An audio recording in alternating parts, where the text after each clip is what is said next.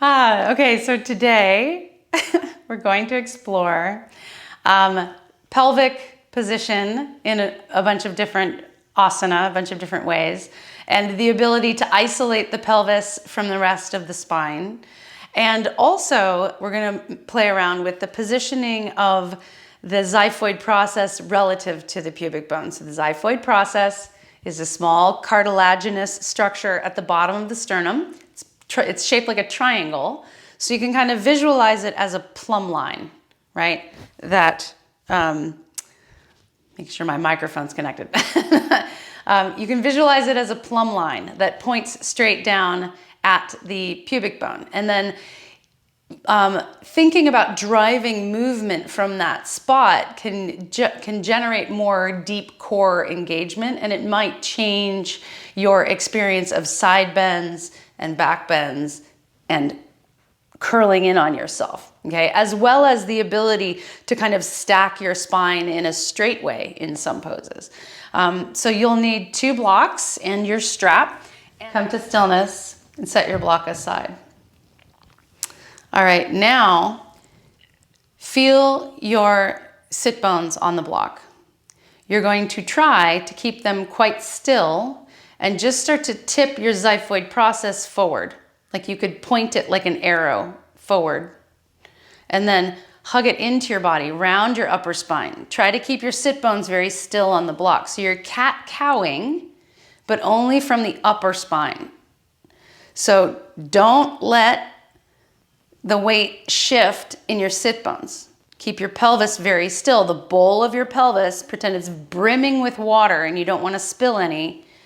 And you're just tipping your plumb line back and forth.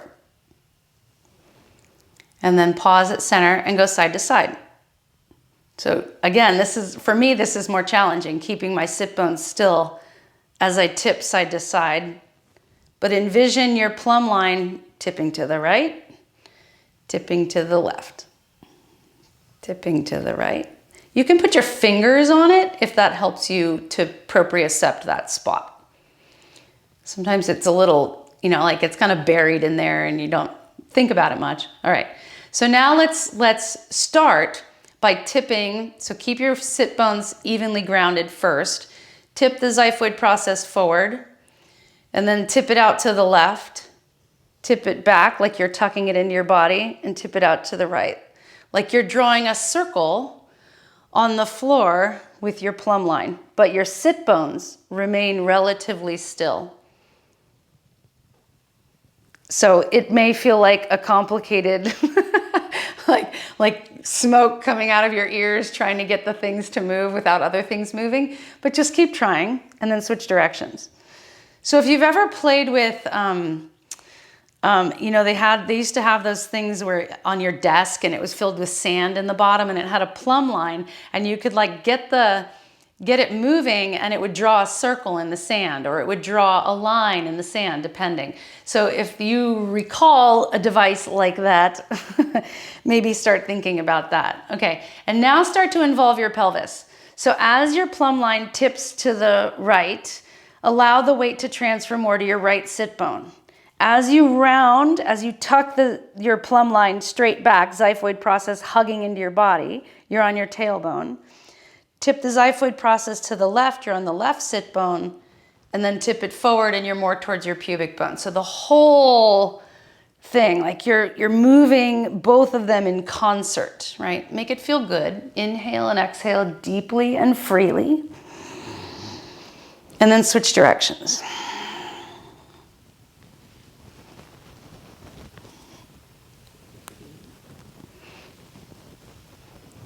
This is also a dance move. It's called the Cabbage Patch. All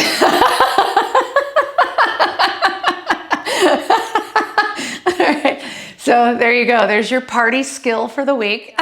Have your blocks at the long edge of your mat, like so that they're at the ready if you need them, and face the long edge of your mat.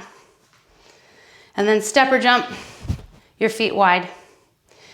Turn your right toes out 90 degrees and your left toes in pretty deeply and pull your hips to line up with the short edge of your mat. Bend deeply through your right knee And find a position for your left foot where you feel grounded through both feet. So your toes may be turned more forward or more out. It's very personal, but for this is warrior one. I want your hips to try and face the front edge of your mat. Corkscrew your right foot into the floor. Bring your arms overhead. Inhale. And then do some pelvic tilts here. See if you've chosen a pelvic position that really allows you to find the force transfer from your feet up through the shape. Okay, and then maybe you choose where you feel most strong through the legs and take your breaths there. What's your plumb line doing? Is your xiphoid process pointing out to the left? You can bring your fingertips there. Try to line up your plumb line and point it straight to the front of your mat. Deep breaths. Try to find that pause at the top of the inhale and the pause at the bottom of the exhale. Strong through the left leg.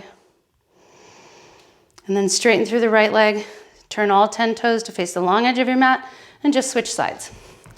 So change your stance as appropriate for you so that you find the ability to push into the floor with both feet. Bend through the left knee, corkscrew your left foot counterclockwise on the mat. Find the outer left hip, bring your arms overhead, and do some pelvic tilts here.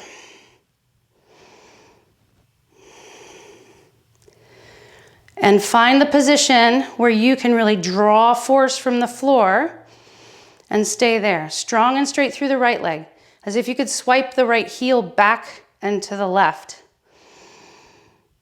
And then what's your plumb line doing? Check in. You can use your fingertips if you're unaware.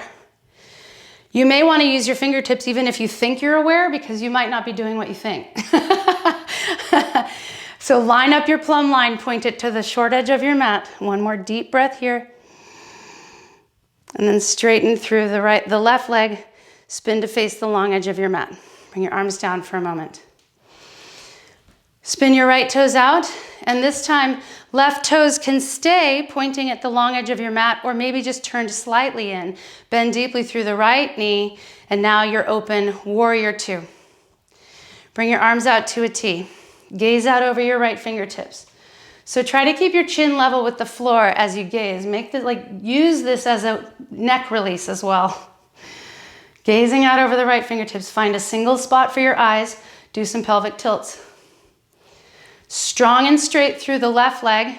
Bent through the right knee. Try not to move the knees around a whole lot, but move the pelvis and find where you have the most force transfer from the floor.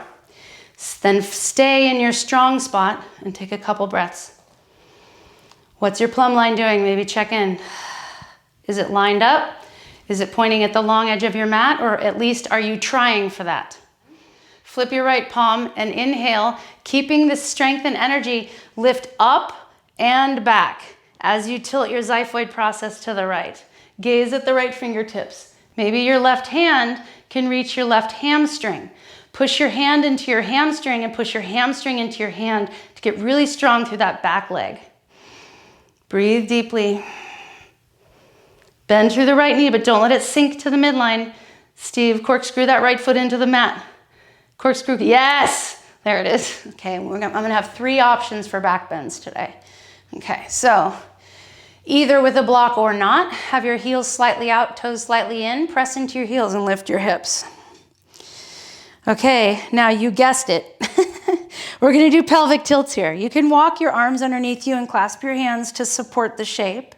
If you do that, squeeze your shoulder blades together and puff your chest towards the ceiling, but also pull your chin away from your chest, like you are chasing your chin with your sternum.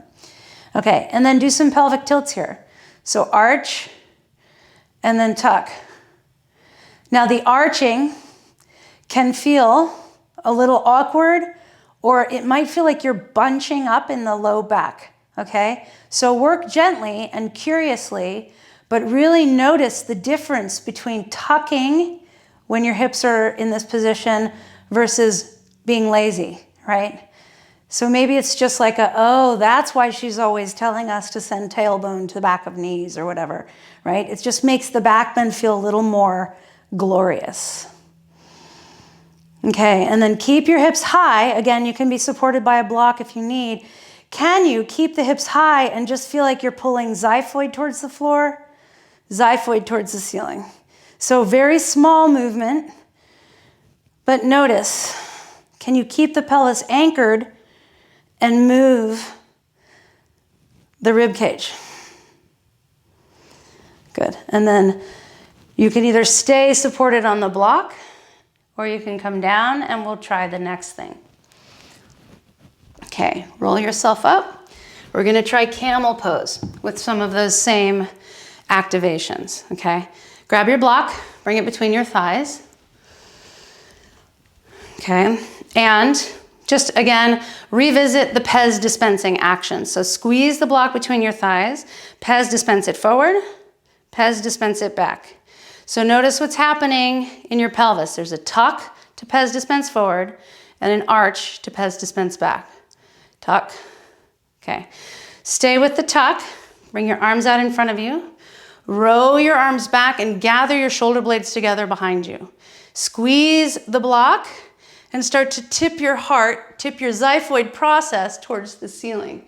So you're super aware of that spot in your body right now. So that's where I want the back bend to happen. Keep squeezing the block, pes dispense the block forward, anchor your pelvis in space, and use that anchoring feeling to launch your xiphoid process towards the ceiling. Maybe you stay here with the arms. Maybe you bring your hands to the back of your thighs. Maybe you tip yourself back and maybe you reach your heels. If you find your legs, your heels, push apart on your heels with your hands and feel that spread your collarbones apart. And then really pull your xiphoid up towards the ceiling as if you could make that the highest point in your body. Keep squeezing the block. Breathe, breathe, breathe. Anchor your pelvis in place and rocket your xiphoid process up and over.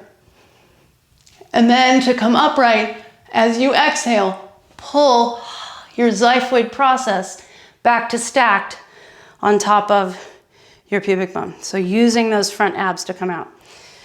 Okay, you can return to supported bridge.